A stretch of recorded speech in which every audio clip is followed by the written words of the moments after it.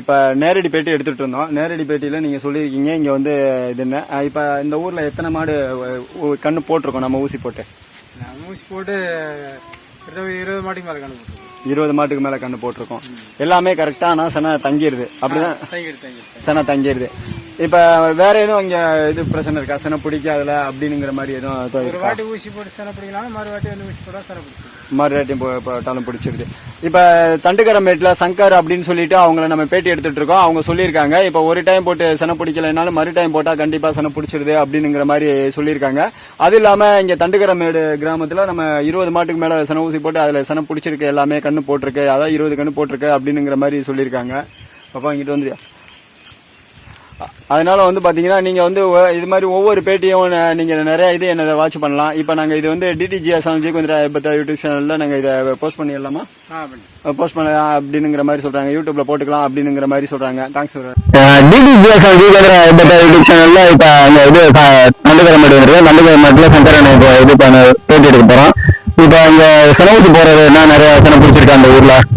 பிடிச்சிருக்கா? இப்ப தோராயமா இங்க தண்டுக்கரமேட்டுல எவ்வளவு மாடு செனவுசி நம்ம போட்டு செனை பிடிச்சி கண்ணு போட்டிருக்கோம்? ஒரு தோராயமா ஒரு 20 மாட்டுக்கு மேல 20 மாட்டுக்கு மேல இது பண்ணணும். இப்ப தண்டுக்கரமேட்டுல இருந்து இங்க எவ்வளவு தூரம் நீங்க போவீங்க ஊசி போட அப்படின்னா? ரொம்ப லாங்கா 3 கிலோமீட்டர். இப்ப 3 கிலோமீட்டர் டிஸ்டன்ஸ்ல இங்க இருந்து போவாங்க. ஆனா இங்க இருக்கிற மாடு எல்லாம் நம்ம செனவுசி போட்டு நிறைய மாடு செனை பிடிச்சிருக்கு, அதுலயும் 20 கண்ணுக்கு மேலதான் போட்டிருக்கோம் அப்படிங்கிற மாதிரி சொல்றாங்க. இப்ப நம்ம ஊசி உங்களுக்கு போட்டது எத்தனை கண்ணு போட்டிருக்கோம்?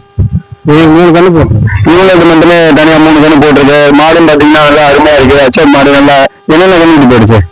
அதான் பொட்டக்கண்ணா தான் போயிடுச்சு, கலக்கண்ணா கிடையாது. இதான் அப்படிங்களா? இப்ப இவங்களுக்கு தொடர்ச்சியா 3மே பொட்டக்கண்ணுக்கு தான் போட்டிருக்கு அப்படிங்கிற மாதிரி சொல்லியிருக்காங்க. இவங்களுக்கு எல்லாமே நம்ம தான் செனவுசி போட்டுட்டு இருக்கோம். கரெக்டா செனை பிடிச்சிருக்கு. இப்ப கூட பாத்துருப்பீங்க, இப்பதான் நம்ம செனவுசி போட்டிருக்கோம். ஏன்னா நாங்க யூடியூப் சேனல் வச்சிருக்கோம், டிடிஜிஎஸ் சேனல். அதுல வந்து போடுற வரைக்கும் வந்து உங்களை முன்கூட்டியே கேட்டுக்கிறோம். இப்ப நாங்க யூடியூப் சேனல்ல போட்டுக்கலாம்னா யூடியூப் சேனல்ல போட்டுக்கலாம் அப்படிங்கிற மாதிரி சொல்றாரு. இப்ப தண்டுக்கரமேட்டுல நிறைய மாடு செனை பிடிச்சி நிறைய கண்ணு போட்டிருக்கு. தேங்க்ஸ் ஃபார் வாட்சிங். தேங்க்ஸ்ண்ணா. தேங்க்ஸ். இப்போ நம்ம பார்த்துட்டு இருக்கிறது தண்டுக்கரமேட்டில் சங்கர் அப்படின்னு சொல்லிட்டு அவங்களுடைய மாட்டு பண்ணையை தான் பார்த்துட்டு இருக்கோம். அவங்களது எல்லாமே வந்து நல்ல உயரக பசுமாடு தான் வச்சிருக்காரு. நல்லா இருக்கும் மாடு, ஒவ்வொன்றுமே நல்லா ஹச்சப்பைனமான மாடு தான் இருக்கு. அது மட்டும் இல்லாமல் இவர் இந்த ஊரில் நம்ம செனை ஊசி போட்டதில் 20 மாட்டுக்கு கண்ணு போட்டிருக்கு அப்படிங்கிற மாதிரி ஒரு ஸ்டேட்மெண்ட் கொடுத்துருக்காரு. அது மட்டும் இல்லாமல் இந்த ஊரில் நம்ம 20க்கும் மேலே தான் செனை ஊசி போட்டிருப்போம், இருந்தாலும் 20 கண்ணு போட்டிருக்கு அப்படிங்கிற மாதிரி அவர் தெளிவாக சொல்லியிருக்காரு. அதில் அவருடைய மாடு வந்து பார்த்தீங்கன்னா தொடர்ச்சியாக 3 டைம் வந்து பார்த்தீங்கன்னா பொட்டை, அதாவது பெண் கண்ணுட்டி தான் போட்டுது, பசு கண்ணுட்டியை தான் போட்டுது அப்படிங்கிற மாதிரி நமக்கு பதிவு பண்ணியிருக்காரு. அது மட்டும் இல்லாமல் அவரது மேக்சிமம் ஒரு டைம் 2 டைம் போடுங்க ஆனால் பிடிச்சிருது, ஒரு டைம் இல்லைன்னா இன்னொரு டைம் போடும் போது பிடிச்சிருது அப்படிங்கிற மாதிரியும் அவர் தெளிவாக சொல்லியிருக்காரு. இந்த ஊரில் வேற ஏதாவது செனை பிடிக்காத மாடு ஏதாவது இருக்கா அப்படிங்கிற மாதிரி கேட்டதில் கூட அவர் என்ன சொல்லியிருக்காருன்னா, இல்லை அந்த மாதிரியெல்லாம் கிடையாது, நல்லா இருக்குங்க அப்படிங்கிற மாதிரி சொல்லியிருக்காரு. இப்போ 20க்கும் மேலே செனை பிடிச்சி கண்ணு போட்டிருக்கு அப்படிங்கிறாங்க. இப்போ நம்ம செனை பிடிச்சி கண்ணு போட்டதில் வந்து பார்த்தீங்கன்னா நம்ம முக்கியமாக கவனிக்க வேண்டியது என்னன்னா, செனை பிடிச்ச மாடுகளை எப்படி பார்த்துக்கணும் அப்படிங்கிற மாதிரி நம்ம ஒரு சின்ன ஒரு இதாக கரை மாடு வளர்ப்பு புக்கில் இருந்து சில இதாக நான் உங்களுக்கு சொல்கிறேன். அதாவது சினை மாடுகளை மேய்ச்சலுக்காகவோ அல்லது மற்ற காரணங்களுக்காக அதிக தூரம் நடக்க விடக்கூடாது. 2வது, கொட்டைகளின் தரை வலுக்காமல் பார்த்து கொள்ள வேண்டும். அடுத்த, மந்தையில் உள்ள மற்ற கால்நடைகளோடு இவை சண்டையிடுவதும் மற்றவை இவற்றை முட்டித்தள்ள முயற்சிப்பதையும் அனுமதிக்க கூடாது.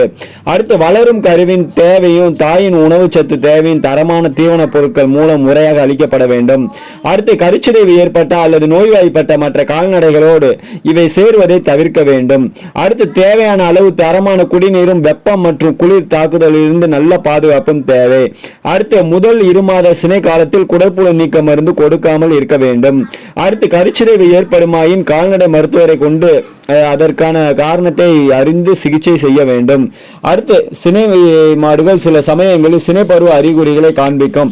இந்த சினை பருவத்தினால் கருவிற்கு எந்தவித ஆபத்தும் இல்லை. ஆயினும் இது போன்ற குழப்பங்களை தவிர்க்க சினை காலத்தில் 3 மாத இடைவெளியில் மீண்டும் 2வது முறையாக சினை பரிசோதனை செய்வது சினையினை உறுதி செய்யலாம். அடுத்து, சினை மாடுகளை காலை பொழுதில் மட்டும் 4-5 மணி நேரம் மேய்ச்சலுக்கு விடுவது எளிய உடற்பயிற்சியாக அமையும் அப்படிங்கிற மாதிரி கரை மாடு வளர்ப்பு புக்கில் அருமையாக போட்டிருக்காங்க.